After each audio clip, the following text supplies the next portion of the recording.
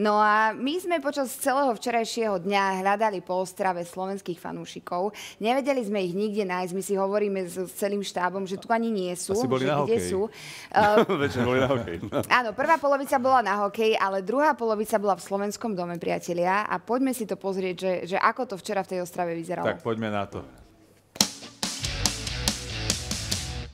Vítajte v Ostrave, v 3. najväčšom českom meste, no a v jednom z miest, v ktorom sa koná aj tohtoročný hokejový šampionát.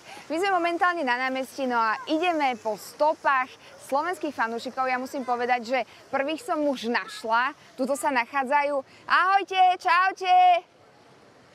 Pozrite, tí Slováci, to sú normálne vrúcni, srdeční ľudia. No tak poďme nájsť ďalších. Atmosféra na námestí by sa dala prirovnať zatiaľ k tichu pred búrkou, ale už sú tu prví fanúšikovia, ktorí majú na sebe dresy, šály a predpokladám, že v najbližších hodinách aj toto námestie bude určite žiť. Teraz sa ideme opýtať švédskych fanúšikov, že ako sa majú. Našla som si to už v prekladače, jeden mi ide oproti. Hej, hurma du.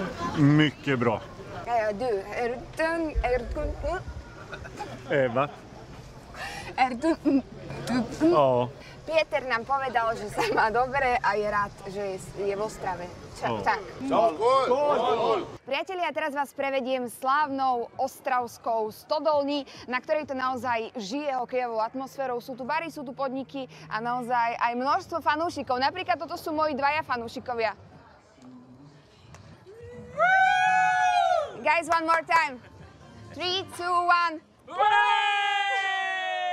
Počas celého dňa sme hľadali slovenských fanúšikov všade v Ostrave, ale teraz je ten čas a my sme ich našli, pretože všetci sú v slovenskom dome. Takže sú tu nejakí moji ľudia?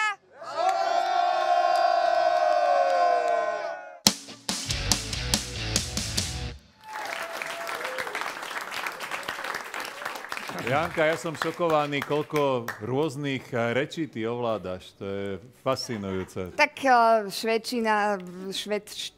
Dobre som to vyskloňovala? Asi aj nie. 2 gramatikárky práve vypli, pozdravujem. Tak Ríšo, no robím, čo sa dá, vieš. Tak snažím sa. Ty si vlastne aj tie farby, tak trošku modrá, žltá, citróny, takže po švédsky sa obliekala dokonca. Áno.